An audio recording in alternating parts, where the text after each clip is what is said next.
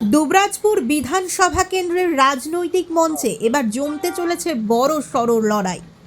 আগামী 26শে মার্চ খয়রাশোলে জনসভা করতে আসছেন মুখ্যমন্ত্রী মমতা বন্দ্যোপাধ্যায়।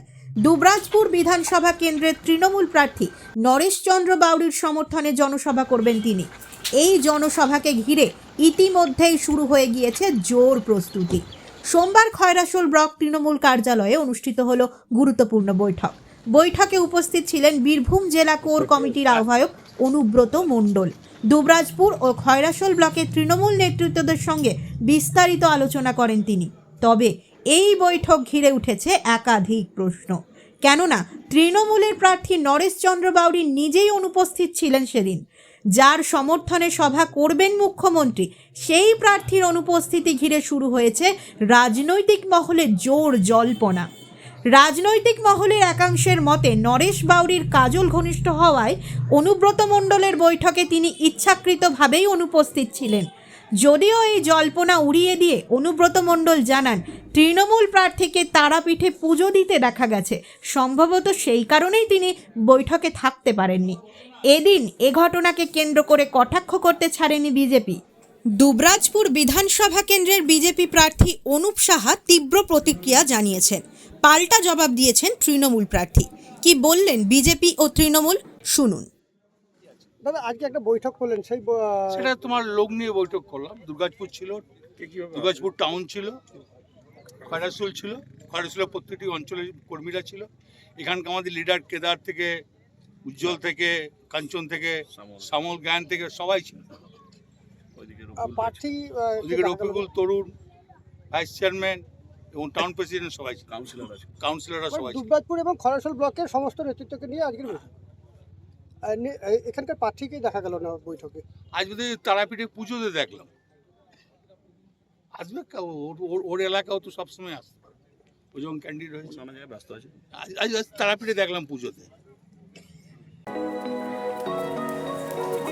कुछ इमोशंस एक्सप्लेन नहीं होते, बस फील होते, जैसे प्यार, रोमांस की लहरें, खुशियों की बूंदें, कभी पानी सा नरम, कभी गहरा। Senco, elements of love. এখনো নমিনেশন হয়নি, তার আগেই দুজন তৃণমূলের প্রমুখ ব্যক্তিকে দুবরাজপুর এবং খয়রাশোলে কেন আসতে হচ্ছে? অর্থাৎ আজকে তৃণমূলের সাথে মানুষের সম্পূর্ণভাবে যে আজকে বিচ্ছিন্ন একটা সম্পর্ক, সেটা কিন্তু তৃণমূল কংগ্রেস বুঝে গেছে।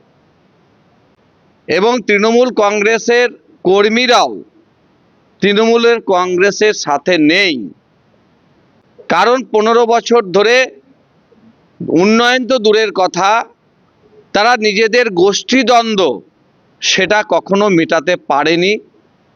তাই আজকে মুখ্যমন্ত্রীকেও আসতে হচ্ছে, অভিষেক ব্যানার্জিকেও আসতে হচ্ছে। কিন্তু দুবরাজপুরের মানুষ তৃণমূল কংগ্রেসকে 2021 সালেও রিজেক্ট করেছে, 2026 সালে আরও ব্যাপকভাবে মানুষ রিজেক্ট করবে। এবং স্বাভাবিক আছে, যখন প্রার্থী ঘোষণা হয়নি তখন দুজন নেতা দুজন ক্যান্ডিডেটকে নিয়ে, একজন খয়রাশোল একজন দুবরাজপুর, এভাবেই প্রচার করছিলেন। মানুষ সব কিছু দেখেছে। যারা মানুষের সাথে থাকে না, তারা তাদের প্রার্থীকে নিয়ে সামনে এগিয়ে দিলেও মানুষ জানে যে তারা বিগত দিনে ছিলেন, বিধায়ক হিসাবেও ছিলেন, কিন্তু মানুষ কিছু পায়নি। তাই মানুষ যেমন নেই, তৃণমূলের কর্মীরাও নেই। তাই গোষ্ঠীদ্বন্দ্বটা এতটাই গভীর শিকড়ে আছেন, স্বয়ং মুখ্যমন্ত্রী এবং অভিষেক ব্যানার্জি আসলেও সেটা সম্ভব নয় মেটানো। একটা কথা বলি, এ সম্পূর্ণ বিজেপি একটা মিথ্যাবাদী দল। হ্যাঁ, ছাগলে কিনা খায়, পাগলে কেনাও পাগল। আমাদের মধ্যে কোনো গোষ্ঠীদ্বন্দ্ব না, আমাদের একটাই নেত্রী মমতা বন্দ্যোপাধ্যায়, একটাই নেতা অভিষেক বন্দ্যোপাধ্যায়। আমরা তার ওনাদের ইনস্ট্রাকশনে, এখানে বীরভূমে কোনো গোষ্ঠীদ্বন্দ্ব নেই।